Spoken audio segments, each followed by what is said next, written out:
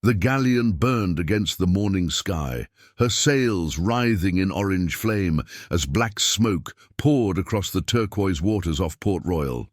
Captain Bartholomew Gale stood at the bow of his frigate, the Reaper's Crown, watching the merchant vessel sink with the same cold satisfaction he might have felt watching a dog drown. Around him, his crew whooped and fired pistols into the air, their faces smeared with powder and blood. 32 souls had been aboard that Spanish trader. None would see sunset. Gale had ordered the survivors tied to the rails before the fire was set, and their screams still echoed across the water as the ship settled beneath the waves, taking her cargo of silver ingots, Peruvian gold, and human terror into the depths. Leave your country or city in the comments and become part of this voyage into history's darkest waters.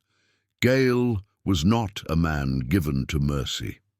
In the 17 years since he had first sailed from Bristol as a cabin boy, he had carved a reputation across the Caribbean that mothers used to frighten children, and sailors invoked in prayers for protection. His face bore the scars of 100 fights, a jagged line from temple to jaw, an empty socket where his left eye had been taken by a Spanish blade in Cartagena, and burns across his neck from a powder explosion that had killed his first quartermaster.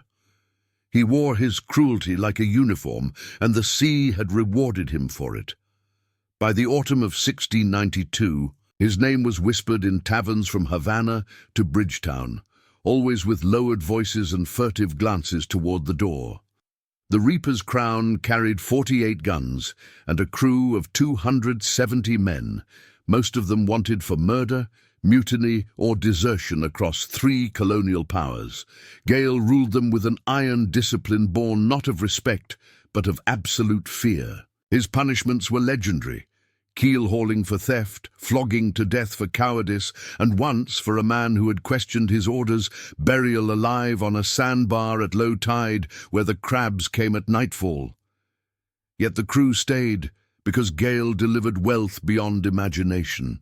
In 3 years, they had taken 67 vessels and sacked 4 coastal towns. The holds below deck groaned with plunder: chests of pieces of 8, bolts of silk, barrels of rum and brandy, emeralds from Colombia, pearls from Margarita Island, and enough weaponry to outfit a small army. But wealth breeds envy, and envy breeds danger. The morning after the galleon burned, a longboat approached the Reaper's Crown as she lay at anchor in a hidden cove on the north coast of Jamaica. The island rose green and mist-shrouded behind them, its jungle interior alive with the calls of unseen birds. Gale stood on the quarterdeck, watching the approaching boat with his remaining eye narrowed against the glare of sun on water. His first mate, a scarred Welshman named Merrick, stood beside him with one hand resting on the hilt of his cutlass. "Unknown colors, Captain," Merrick muttered. "Could be a trap." "Could be," Gale agreed. His voice was rough as coral, scarred by years of shouting commands over cannon fire. "But I doubt the Spanish or English would announce themselves so plainly." The longboat carried 6 men, all armed but with their weapons stowed. At the prow stood a figure Gale recognized immediately: Captain Samuel Rourke, master of the brigantine Widowmaker, and one of the few pirates in the Caribbean whose reputation for cruelty rivaled Gale's own. Rourke was a tall man, with red hair gone prematurely grey and a face like weathered oak. He had operated primarily in the waters north of Hispaniola, taking French and Spanish vessels with equal enthusiasm. The 2 captains had crossed paths twice before, once in Nassau and once in a Port Royal brothel, and both times had eyed each other with the wariness of sharks circling the same carcass. "Permission to come aboard," Rourke called up as the longboat bumped against the Reaper's Crown's hull. Gale considered refusing, but curiosity won out. "Granted, but your men stay in the boat." Rourke climbed the rope ladder with the ease of a man who had spent his life at sea. On deck, he stood before Gale with his hands empty and spread. a gesture of temporary peace. Up close, Gale could see the intelligence burning in the man's pale blue eyes, and something else, desperation perhaps, or calculated ambition. "You've business with me, Rourke." "I have a proposition," Rourke said, "one that could make us both wealthier than any pirate who ever sailed these waters. Wealthy enough to retire to London or Amsterdam as lords. Wealthy enough to buy pardons and estates and die in soft beds surrounded by silk." Gale felt a flicker of interest, though his expression remained carved from stone. "I'm listening." Rourke glanced around at the crew members within earshot, then lowered his voice. "There's a Spanish treasure fleet departing Veracruz in 6 weeks. 23 ships laden with 2 years' worth of New World wealth. Gold from Peru, silver from Potosi, emeralds, pearls, church treasures stripped from Inca temples. The whole fleet's worth is estimated at 12 million pieces of 8, maybe more." "I've heard of it," Gale said. "Every pirate from here to the Bahamas has heard of it. The fleet sails with naval escorts, galleons armed with enough firepower to blast both our ships into splinters. It's suicide." "Not if we pool our forces," Rourke countered. "Your 48 guns and my 36. Our combined crews, near 500 men. We hit them at night in the Yucatan Channel, where the current's strong and the rocks treacherous. Half the Spanish captains have never sailed these waters. We separate the escorts from the cargo ships, take what we can, and scatter before dawn. Even if we only capture 3 or 4 vessels, our shares would be beyond counting." Gale studied Rourke's face, searching for the deception he knew must be lurking beneath the words. In his experience, partnerships between pirates lasted only as long as the next bottle of rum or the first glimpse of gold. The sea was littered with the corpses of men who had trusted their fellow rogues. "And what's to stop you from putting a pistol ball in my skull the moment we've taken the ships?" Gale asked. Rourke smiled, showing teeth stained dark by tobacco. "The same thing that stops you from doing it to me, mutual profit. We split everything down the middle, 50-50. We draw up articles witnessed by our quartermasters and sailing masters. We take an oath on it, binding as any contract in London. Then we sail our separate ways, rich men both." The wind shifted, bringing the smell of the jungle, rotting vegetation, wet earth, orchids blooming unseen in the canopy. Gale felt the weight of the decision pressing on him like the heavy Caribbean air before a storm. 12 million pieces of 8. Even half of a fraction of that would be more than he had taken in 17 years of piracy. He could disappear to the colonies, or perhaps to one of the French islands where officials could be bought for the price of a horse. He could leave the sea behind, leave the constant dance with death and the noose, but he could also sense the trap being baited, the hidden hook beneath the gleaming lure. "I need to think on it," Gale said. "Think quickly," Rourke replied. "The fleet sails in 6 weeks. We'd need to position ourselves in advance, coordinate our attack. Every day you delay is a day closer to missing the greatest prize the Caribbean has ever seen." After Rourke departed, Gale called his senior officers to his cabin. Merrick, the sailing master Tobias Finch, the gunner James Coyle, and the quartermaster, a silent Portuguese man named Da Silva, who kept the crew's accounts in a leather-bound ledger stained with salt and blood. The cabin was low-ceilinged and sparse, a table bolted to the deck, charts weighted with Spanish coins, a hammock strung in the corner, and a locked sea chest containing Gale's personal plunder. "Well?" Gale asked after he had explained Rourke's proposal. Merrick spoke first. "It's a trap, Captain. Has to be. Rourke's probably in league with the Spanish or the English. He lures us out. The fleet's escorts blow us out of the water, and he collects the bounty on your head. Or," Finch countered, "he's genuine, and we're passing up the richest prize any of us will ever see. 12 million pieces of 8, boys. 12 million. Coyle, a heavy-set Scotsman with powder burns scarring his forearms, shook his head. "Even if Rourke's playing straight, the numbers don't favor us. Spanish war galleons carry 30-40 guns each. They'll have at least 4 escorts for a fleet that size, plus armed merchantmen. We'd be trading broadside with ships that outgun us and outman us." Da Silva, who rarely spoke, cleared his throat. All eyes turned to him. "The captain didn't ask if we could win the battle," he said in his heavily accented English. "He asked if we should accept the deal. In my experience, the cruelest fate comes not from what we choose, but from choosing out of fear rather than calculation." Gale found himself nodding.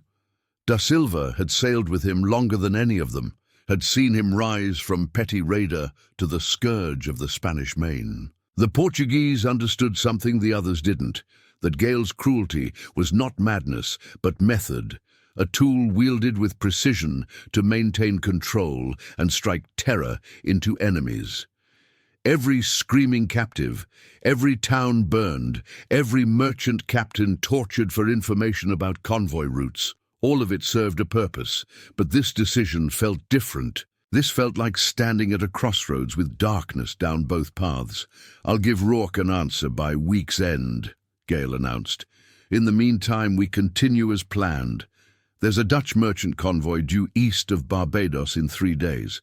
We'll take what we can, then head to Tortuga to refit. Dismissed." The officers filed out, leaving Gale alone with his thoughts and the creaking of the ship's timbers. He poured himself a measure of rum from a crystal decanter, part of the plunder from a French governor's residence in Martinique, and drank it in one swallow.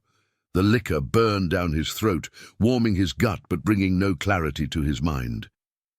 Outside, the sun climbed toward its zenith, beating down on the deck until the pitch between the planks grew soft and sticky. The crew went about their work, cleaning weapons, mending sails, scrubbing blood from the previous day's raid off the gunwales. Some sang work songs in 6 languages. Others muttered prayers to saints and demons, hedging their bets on the afterlife. Gale watched them from his cabin window. These men who feared and followed him, and wondered if any of them would hesitate to cut his throat if the opportunity presented itself. 3 days later, they intercepted the Dutch convoy as planned. 2 merchant ships, lightly armed, carrying sugar, tobacco, and trade goods from Curaçao. The attack was swift and brutal. The Reaper's crown came at them from downwind. Black sails spread like the wings of some predatory bird, and fired a broadside that shattered the lead ship's mainmast and killed a dozen sailors in the initial volley. The Dutch captain surrendered within minutes, watching helplessly as Gale's crew swarmed aboard, hauling cargo up from the holds and selecting the youngest sailors to press into service. Gale let his men have their way with the ships for 2 hours, long enough to strip them of anything valuable, then ordered both vessels scuttled. The Dutch sailors were given a choice: join the Reaper's Crown's crew or take their chances in a single longboat with enough provisions to maybe reach Barbados if the wind favored them, and the sharks didn't. 16 men chose the sea over piracy. Gale watched their boat dwindle toward the eastern horizon, knowing most would likely die before making landfall. That evening, as the Reaper's Crown made for Tortuga, under a sky stained red and gold by sunset, Merrick approached Gale on the quarterdeck. "You've decided, haven't you?" the Welshman asked. "About Rourke?" Gale nodded. "We'll do it. We'll take the Spanish fleet." "Christ, Captain!"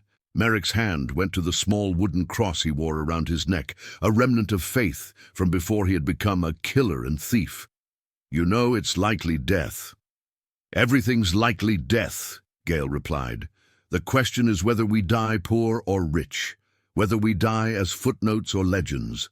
They reached Tortuga 4 days later, sailing into the crowded harbor at Cayona as evening fell. The port towns sprawled along the rocky coast, a chaotic jumble of wooden buildings, taverns, brothels, and warehouses built on stilts over the water.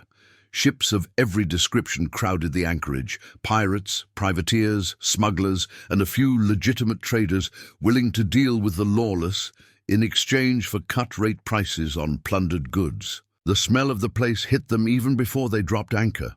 Wood smoke, sewage, rum, roasting meat, and the underlying rot of a settlement built on vice and violence. Gale went ashore with Merrick and Da Silva, making his way through streets thick with mud and worse. Torches burned outside every establishment, casting flickering shadows where anything could hide. A cutthroat's blade, a press gang's cudgel, a whore's poisoned kiss. Music spilled from doorways, fiddles and drums, competing with drunken singing and the occasional gunshot. Gale kept one hand on his pistol and his eye constantly moving. Even here, in a town where wanted men drank openly and governors had no power, he knew he had enemies. They found Rourke in a tavern called the Siren's Kiss, a two-story structure that leaned precariously over the harbour. The common room was packed with sailors and cutthroats, the air thick with pipe smoke and the smell of spilled rum. Rourke sat at a corner table with his own officers, a half-empty bottle of brandy between them. When he saw Gale enter, his eyes lit with predatory interest. "Captain Gale," Rourke called out. "Come, sit. We have much to discuss." Gale crossed the room, aware of the eyes tracking him, measuring him. He sat across from Rourke and waved away the offered drink. "I've considered your proposal. I accept." Rourke grinned. "A wise decision. We'll be legends, you and I. They'll sing songs about us in every port from London to Lima. Or they'll hang our corpses in cages at execution dock," Gale said. "Let's discuss the particulars. When do we sail? Where do we rendezvous? How do we coordinate the attack?" For the next 3 hours they hammered out the details.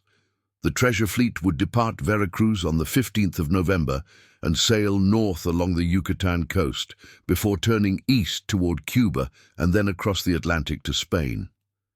The most vulnerable point would be the Yucatan Channel, where the fleet would be strung out in a long line, navigating the narrow passage between Mexico and Cuba. Gale and Rourke would position their ships on opposite sides of the channel, waiting until full dark. When the fleet entered the Narrows, they would attack simultaneously, targeting the trailing vessels first to prevent the escorts from organizing a coherent defense. "We'll need to maintain absolute silence until the moment we strike," Rourke emphasized. "No lights, no voices above a whisper. The Spanish watch for pirates, but they won't expect coordinated action from opposite directions." They drew up articles of partnership witnessed by both crews' quartermasters. The document specified equal shares of all plunder, mutual defense if either ship was attacked, and a binding oath that neither captain would betray the other until the treasure was divided. Gale signed with his usual flourish, a crude X, beneath which Da Silva wrote his name in precise script. Rourke signed similarly, and the document was sealed with wax, stamped with both their marks. "To our success," Rourke said, raising his glass. "To our success," Gale echoed, touching his glass to Rourke's but not drinking. He never drank when conducting business. Clarity was survival. They set the rendezvous for November 12th, 3 days before the fleet's departure, at a small uninhabited island off the western tip of Cuba. From there, they would sail separately to take up positions on opposite sides of the channel. The plan was elegant in its simplicity, which both reassured and worried Gale. The best traps often appeared simple. The Reaper's Crown departed Tortuga the next morning on an outgoing tide, her holds restocked with gunpowder, shot and provisions for a 2-month voyage. Gale drove the crew hard, drilling them on the guns until they could reload and fire 3 broadsides in 5 minutes, faster than any naval vessel. He knew that in the coming battle, speed and precision would matter more than raw firepower. The Spanish war galleons were floating fortresses, but they were also slow and cumbersome, designed for the open ocean and sustained combat. Pirates survived by being quick, deadly, and willing to do things naval officers considered dishonorable, like firing chain shot to shred rigging, targeting the helmsman to disable steering, or using Greek fire to spread panic. During the weeks leading up to the rendezvous, they took 2 more prizes: a small Spanish brig carrying mail and passengers, and a French slaver bound for Saint-Domingue with 150 Africans chained in the hold. Gale sold the enslaved to a Dutch trader in Port Royal for £12 a head, adding the profits to the ship's treasury. Some of the crew muttered about it, uncomfortable with the slave trade even as pirates, but Gale silenced them with a look. Morality was a luxury the sea could not afford. November 12th arrived with a clear sky and moderate winds from the east. The rendezvous island appeared on the horizon at midday, a low, scrub-covered strip of sand barely large enough to deserve the name. Rourke's Widowmaker was already anchored in the lee of the island, her crew visible on deck. As the Reaper's Crown dropped anchor 50 yards away, Gale studied the brigantine through his spyglass, looking for any sign of treachery. Extra men concealed below, gun ports suspiciously ready, marines hidden in the rigging. He saw nothing unusual, but the unease in his gut refused to settle. Rourke came across in a longboat, bringing only 2 men with him. On the Reaper's Crown's deck, he greeted Gale with a firm handshake and a smile that didn't quite reach his eyes. 3 days until the fleet sails, Rourke said. Are your men ready? They're ready, Gale confirmed. Are yours? Eager for blood and gold, as all good pirates should be. Rourke pulled out a chart and spread it on a barrel. I've been thinking about our approach. The channel's narrowest point is here, just north of Cape Catoche. The Spanish will be sailing in convoy formation, escorts at the front and rear, cargo ships in the middle. I suggest we let the escorts pass, then strike at vessels 7 through 10 in the line. That puts us far enough back that the escorts can't immediately turn and engage, but close enough to the middle that we can take the richest prizes. Gale studied the chart, his mind running through scenarios. What about pursuit? Once we've struck, the escorts will come about. Even laden treasure ships can mount a chase in these waters. That's why we scatter immediately, Rourke said. Each captain takes his prizes and runs. You go northeast toward the Bahamas, I'll go south toward Honduras. By the time the Spanish organize, we'll be in different seas entirely. We regroup in 3 months at Tortuga to divide the plunder. It made tactical sense, but it also meant trusting Rourke to honor his word 3 months after the fact, when he would be far away with his share of the treasure. Gale felt the trap closing around him, though he still couldn't see its exact shape. Agreed, he said. We'll proceed as planned. Rourke's smile widened. Excellent. I'll take position on the Cuban side of the channel. You approach from the Yucatan coast. When you see my signal fire 3 quick flashes from a shuttered lantern, that's when we attack, not before. After Rourke departed, Merrick voiced the concern they all felt. He's going to betray us, Captain. I can feel it in my bones. Perhaps, Gale said, but we're committed now. And if he does try something, we'll give him a taste of the cruelty that made my name feared across these waters. The Reaper's Crown sailed for the Yucatan coast 2 days later, reaching her assigned position on the evening of November 14th. They anchored in a hidden cove, masked from the open sea by a jutting peninsula covered in mangroves. The crew prepared for battle in near-total silence, loading guns, sharpening cutlasses, laying out boarding pikes and grappling hooks. Some men prayed, some played dice for promises of future wealth, some simply stared at the darkening sea and contemplated their likely deaths. Gale remained on deck through the night, watching the stars wheel overhead and listening to the water lap against the hull. He thought about the path that had brought him here, from a Bristol slum to the quarterdeck of the most feared pirate ship in the Caribbean. He thought about the men he had killed, the ships he had burned, the towns he had sacked. The cruelty had been necessary, he told himself. The sea respected only strength and ruthlessness. Mercy was weakness, and weakness was death. But standing there in the darkness, with the smell of salt and jungle vegetation mixing in the warm night air, he felt something close to doubt. Dawn came with layers of pink and gold spreading across the eastern sky.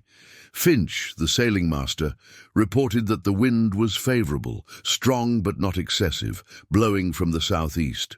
Perfect conditions for the Spanish fleet to enter the channel. By noon, the Reaper's Crown had moved to the mouth of the cove, positioned to burst into the channel at a moment's notice.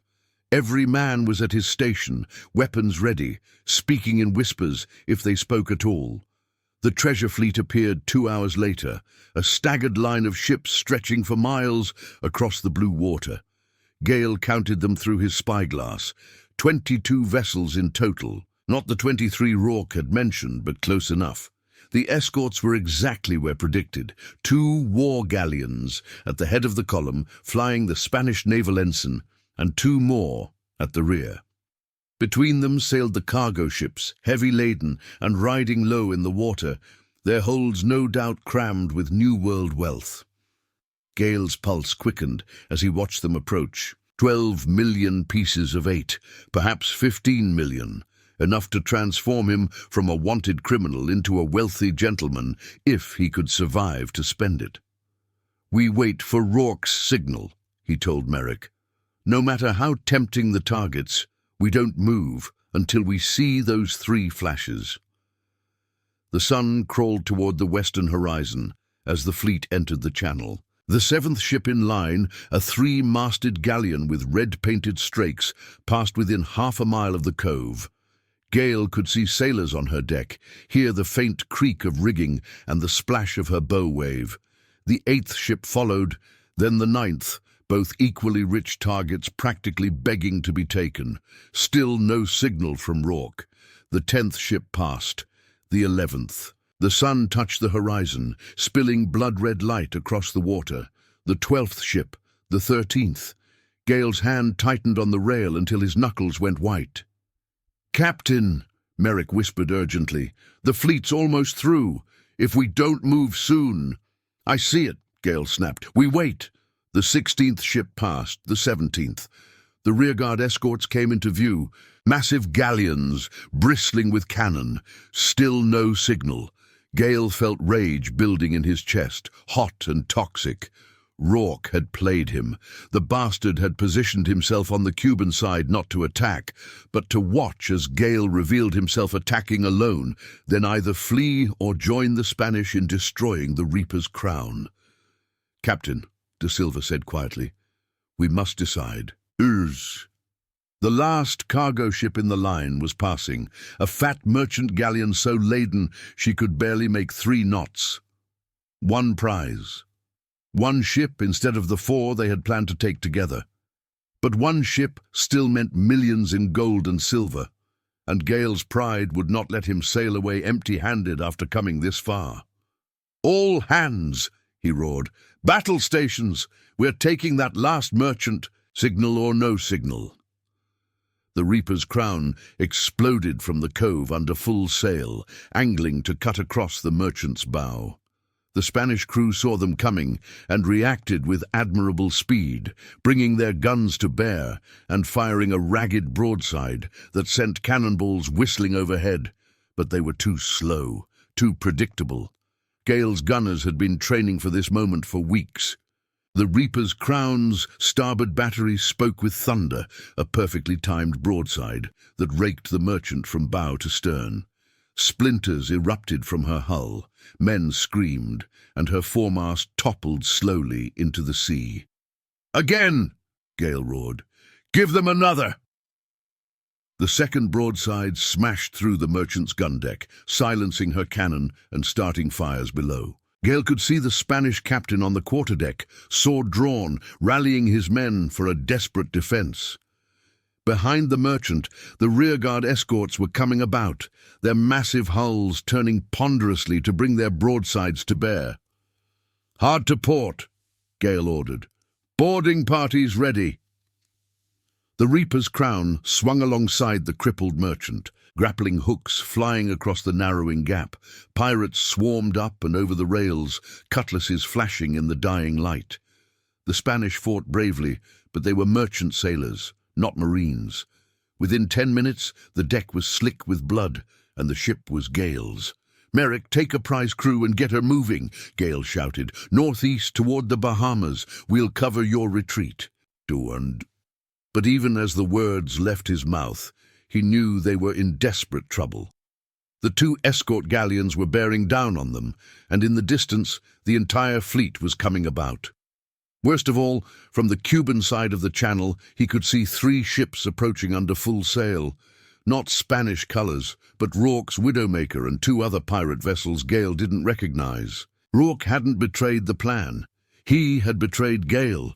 The truth crashed over him like a rogue wave. Rourke had never intended to split the plunder 50-50. He had used Gale as bait to draw out the Spanish fleet, positioned his own ships perfectly to watch the attack, and now he would join with the escorts to destroy the Reaper's crown and claim both the merchant prize and the bounty on Gale's head. The deal that had seemed too good to be true had been exactly that, a trap baited with greed and ego. "Cut the grapples!" Gale roared. "Abandon the prize! All hands back to the ship!" His crew scrambled back across the bloody deck, leaving the merchant in chaos. The Reaper's crown sheared off just as the first escort galleon opened fire, a rolling broadside that sent Iron Death screaming across the water. One ball struck the Reaper's crown's stern gallery, another punched through her main course sail, a third killed 3 men on the gun deck. The ship shuddered under the impact, but her hull held. "Return fire!" Coyle bellowed from the gun deck. The Reaper's crown's guns answered with defiance, but it was a desperate gesture. They were outnumbered, outgunned, and caught between the Spanish escorts and Rourke's approaching squadron. Gale's mind raced through options, each one worse than the last. Fight and die, surrender and hang, try to outrun them and likely be overtaken before dawn. A 4th option occurred to him, one so desperate it bordered on madness. "Finch!" he shouted. "Set course for the reef!" The sailing master's face went pale. "Captain, that's suicide. The channel's littered with coral heads. We'll rip our bottom out. And so will they if they follow. It's our only chance."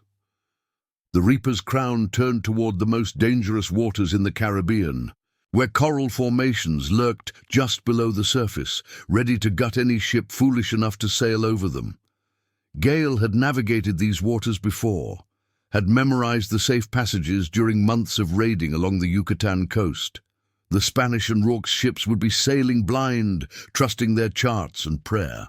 Behind them, the escort galleons followed, closing the distance with ruthless efficiency. Rourke's squadron angled to cut off their escape to the northeast. Cannonballs continued to fall around them, raising geysers of white water. One struck the base of the mainmast with a crack like breaking bone, and Gale felt the ship lurch beneath his feet. "Hard to starboard!" he commanded, steering them between 2 coral heads that passed less than 10 feet beneath the keel. "Now port! Port!" The Reaper's crown danced through the deadly maze, her hull scraping coral in places but holding together. Behind them, the first escort galleon struck with a grinding crash that could be heard across the water. Her forward momentum drove her onto the coral, impaling her like a pig on a spit. Men's screams carried across the waves as the sea rushed into her ruptured hull. The second escort had more luck or better seamanship, following in the Reaper's crown's wake through the safe passage. But Rourke's Widowmaker and her consorts hung back, unwilling to risk the reef. Gale watched them through his spyglass as the distance grew, saw Rourke standing at his own rail, probably cursing the cleverness that had snatched victory from his grasp. They sailed northeast through the night, pushing the Reaper's crown to her limits. The mainmast groaned ominously, half severed by the cannon strike. Several gun crews were dead or wounded. The hull leaked in 3 places, requiring constant pumping, but they were alive, and they were free. As dawn broke over the Bahamas, painting the sky in shades of rose and gold, Gale surveyed the damage and calculated the cost of his greed. The Spanish merchant had escaped. The treasure was gone. 12 men were dead, 18 wounded. Worst of all, every pirate in the Caribbean now knew that Bartholomew Gale had broken the Articles of Partnership, had sailed into a trap, had barely escaped with his life. His reputation for invincibility was shattered. Over the following months, the consequences of that night multiplied like plague rats. Word spread through the pirate havens that Gale had been outsmarted, outmaneuvered, made to look a fool by Rourke and the Spanish. Crew members deserted in ones and twos, seeking berths on ships captained by men who seemed less likely to lead them to their deaths. Merchants began sailing in larger convoys, escorts became more aggressive, and colonial governors put higher bounties on his head. The Reaper's crown took fewer prizes, and the ones they did capture carried less wealth. Gale's response to this decline was to become even more cruel, more vicious, as if he could terrorize his way back to respect. He ordered prisoners tortured for information that proved worthless, burned ships that could have been sold for profit, marooned crew members for minor infractions.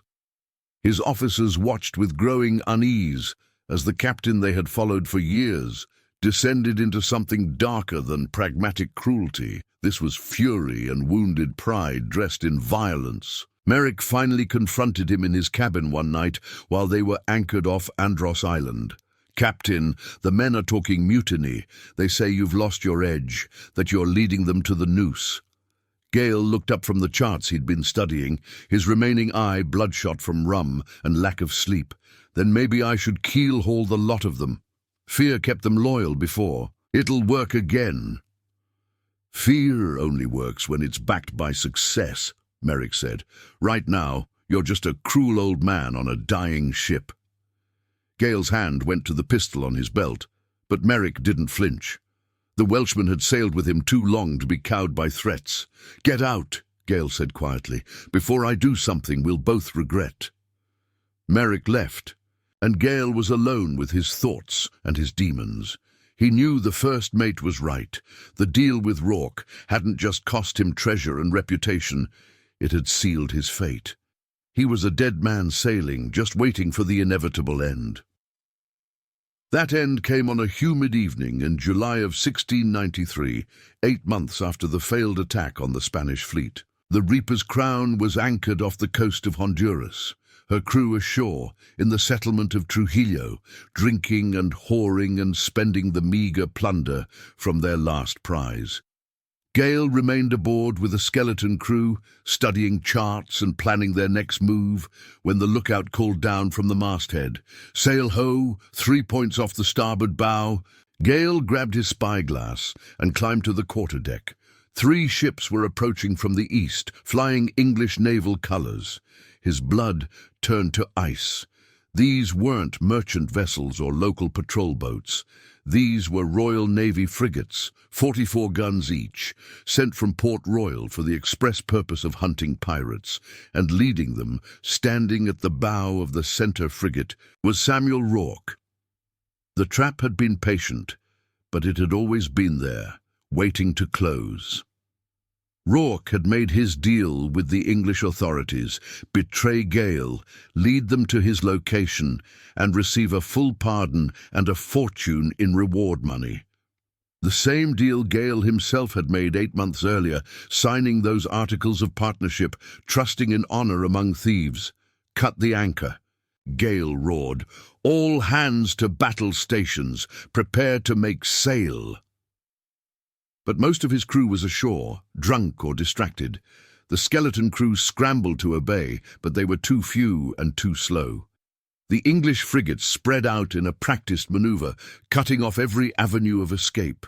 Within 30 minutes, they had the Reaper's crown bracketed, their guns run out and ready. A voice carried across the water, amplified by a speaking trumpet.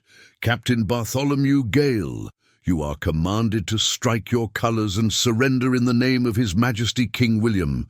Resistance will be met with immediate destruction." Gale stood on his quarterdeck, his remaining crew looking to him for orders. He could see the fear in their eyes. The knowledge that capture meant the gallows at execution dock, their bodies left hanging in cages as warnings to other pirates. He could also see a few faces showing something else.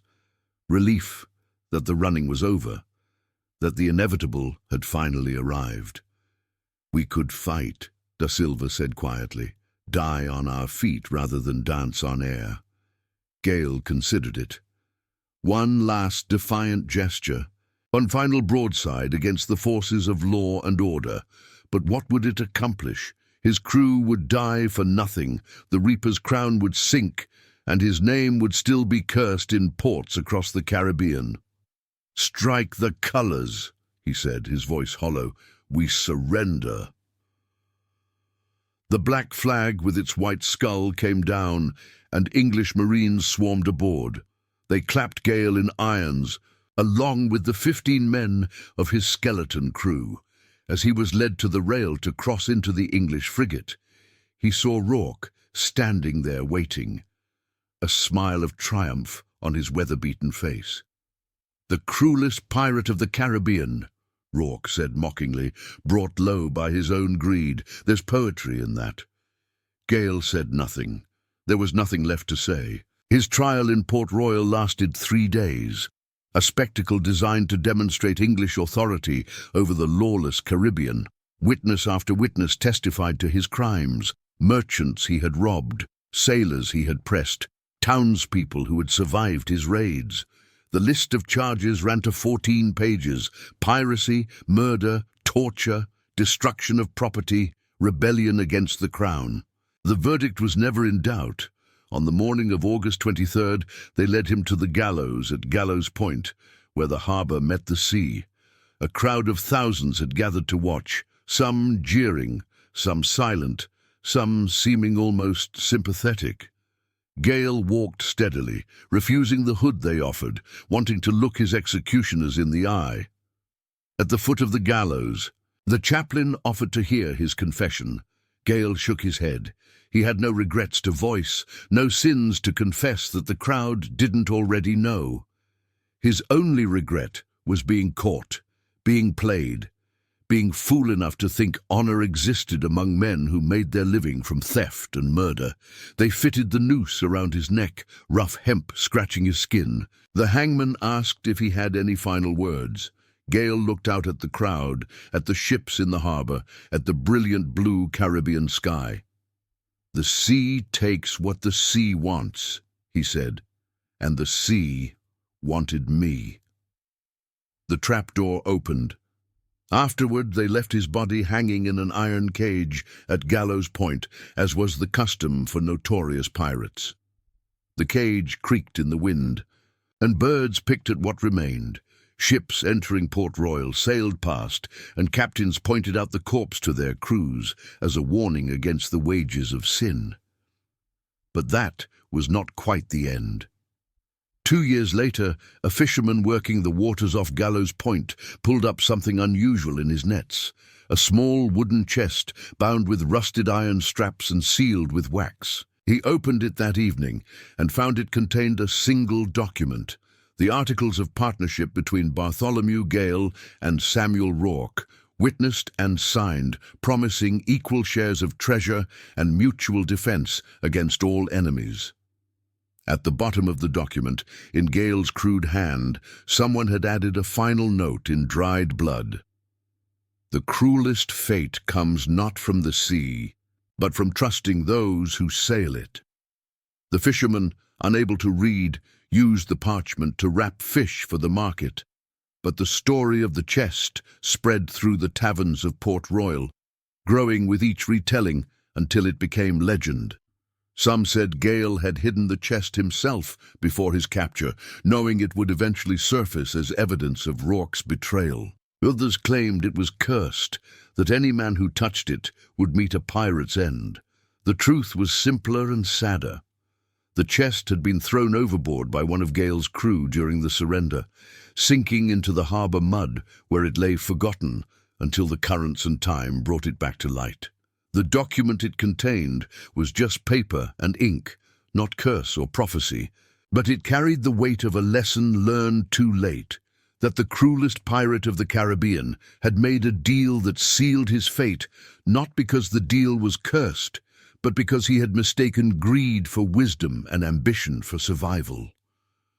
Rourke collected his reward and his pardon, bought a sugar plantation in Barbados, and lived another 20 years before dying quietly in his bed. The English authorities never learned of his role in setting up the partnership, never realized that he had orchestrated the entire scheme from the beginning. He took that secret to his grave. The Reaper's crown was stripped of her guns and fittings, then sold to a merchant who renamed her the Steady Providence and used her to carry legitimate cargo between Jamaica and the American colonies. On calm nights, sailors claimed to hear phantom cannon fire from her gun deck, or see a figure standing at the rail where Gale had once commanded. But ships are full of ghosts, real and imagined, and no one paid much attention. The iron cage containing Gale's remains finally fell into the sea during a hurricane in 1701, lost to the depths that had claimed so many of his victims. His name faded from memory, replaced by new pirates with new reputations, new acts of cruelty and daring that made the old stories seem almost quaint.